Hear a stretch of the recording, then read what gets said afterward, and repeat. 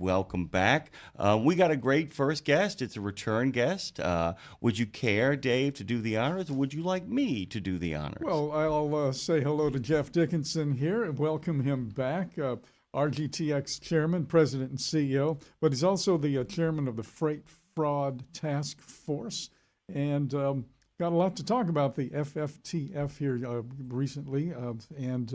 Jeff, good morning. Welcome back. Yes, good morning, guys. Thanks for having me. Yeah. So, how was your Labor Day weekend, and are you back at work? I'm always at work, Dave. My weekend was good. Thank you. I hope yours was well. Did you do anything exciting? No, but I did get my guitar tuned up and in the intonation set correctly, which was a big feat. But There that's you go. about it. Yeah. We want to talk about the Freight Fraud Task Force because some new, exciting things are coming up. We are really on a fast track here. I think we're playing a lot of catch up too when it comes to the sophistication and the advanced technology and the ability to use this technology that the criminal world has embraced.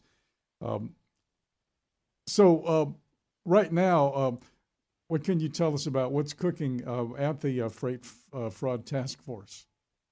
Yeah, sure. So I came up with this idea about 10 months ago with a good friend of mine, Dale Prax of Freight Validate. And we were talking about it and going back and forth. And lo and behold, came to fruition. And I got a board together. And, you know, when they say all good things happen on a golf course, well, it did. I was at a golf outing and I met Gil Feldman, who's with USI Insurance Services. Mm-hmm. They're the fourth largest commercial insurance company in the country at $2.8 billion. And we hit it off and we started talking about the freight fraud and double brokering and theft and everything that goes with it, Dave. And we became very good friends. We started talking about it. And next thing you know, we had a webinar, and the webinar went really good. And we had a transportation lawyer who was listening to the webinar, and his name was Thomas Martin. He is from Price, Meese,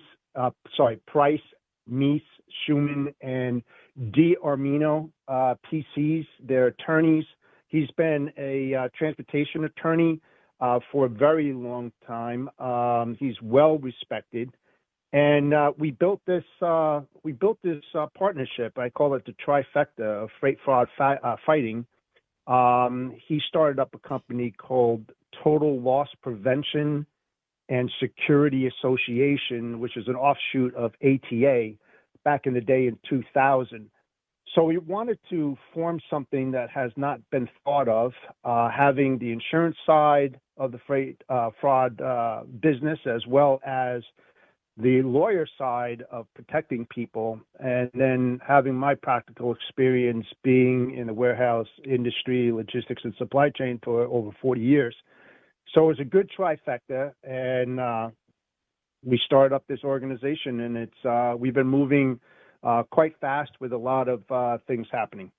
So the new bit of alphabet soup here is TRDA, the Transportation Risk Defense Alliance, which really says a lot there. Is there something in that name beyond the obvious? Does that make sense to you? Well, yeah.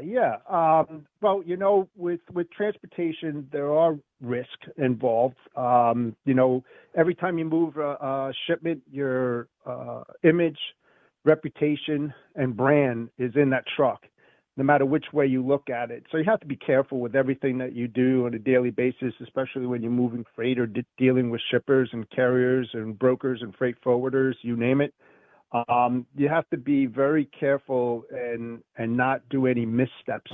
I've been very fortunate over the last 45 years, Dave, where I've never faced freight fraud, theft, or double brokering. A lot of people say that's insane. How are we able to do it?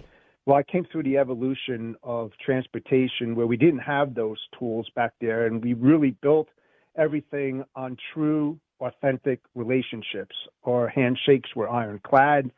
We knew the people. We went out to lunch with these people. I'm sure you did it back in your day as well. It was the best way to, to build these relationships, and you knew who you were dealing with. Unfortunately, as the evolution of logistics kept moving forward over the decades, they lost touch. Relationships wasn't really part of doing business. It was more profits over service. And they took carriers for granted. We could talk for hours on this, but carriers don't wear the drivers don't wear uniforms anymore. I think they've lost a little bit of respect for them, and then in turn, the shippers lost respect for them. Now they don't let them use their lavatories. There's so many different things that are part of it, and they're not checking out the carriers or the brokers they're doing business with or the assets they're doing business with. And so there's a lot of missteps involved in why it's escalated instead of de-escalated. Okay, so do I hear, and don't let me go way overboard on this, but it's almost like shippers, receivers, they're looking at the trucking company coming in, the driver coming in, and they're kind of discounting those people because they've been there, they've done that, they know what they're doing. And the criminal element has been able to kind of just infiltrate unnoticed in a you know what I mean? Like everybody's been put on the same scale. Right. Yeah, the bad guys are going to penetrate. They're going to find loopholes. And it's unfortunate. I'm on LinkedIn, and my partners are on LinkedIn as well. And there's a lot of very, very good vetting companies out there. And not intentionally, but I see a lot of things, as well as my partners, where they're trying to tell a story, but they're also creating loopholes and drawing roadmaps for the fraudsters to circumvent. And we don't want to do that. We want to go to the source. The source of every shipment or freight shipment that out there starts with a shipper globally. No matter which way you look at it, it has to start at the source. Mm-hmm. They need to be educated. They need to follow steps and operational practices and create the best work instructions and give that to the people who are on the dock who are talking to these carriers. And it comes to safety as well. FMCSA 49 CFR 39.2.7. Pre-trips inspections. How many actually do a pre-trip inspection when they hit a dock at a shipper? So we're dealing with a lot of safety issues as well on the road, Dave, which is part of fraud. Yeah. One other thing, and correct me if I'm wrong here, but it seems like historically, traditionally, we just got a couple of minutes here. The carrier has goods that are being transported. The thieves are trying to steal stuff. And it's kind of an even keel. You win some, you lose some. Loose lips sink ships. Somebody said something, and I got a truckload of whiskey stolen. Okay, that sort of thing. And so it was tit for tat for decades. Now, is it a surprise to the industry how fast and how deeply sophisticated the theft rings and organizations have become? Is it almost an overnight explosion? It seems like that to us here. Yeah, no, it's been growing over the decades behind the curtain. And what happened was a lot of people left their guard down. Mm-hmm. Back in the day, real quick, I didn't have those tools that they have today. And I keep on saying this over and over again. The fraudsters are getting technologically advanced in the way that they penetrate the logistics and supply chain and finding ways, as far as cyber attacks, cyber security, identity theft, all of that. And the thing is that, you have to go back to basics the way that I look at it. And you have to start on the ground and you have to start training these people. And when you see trucks pulling up and you see taped MC numbers or DOT numbers on the door, that should be like a red flag, to say, well, why is that on there? Why aren't they doing pre-trip inspections? Look in their cab card, their driver's license. Are they legit? Are they who they say they are? Are they making phone calls to the carrier dispatchers, and talking to these people? Are they looking at websites? You could just go on and on and on. the guard is down, and that's why things are starting to escalate. And I think I've got a good thing here as far as the insurance side of the business, as well as the transportation lawyer side of this, where we have direct impact on the shippers. If they're not in compliance, then they're not going to get insurance.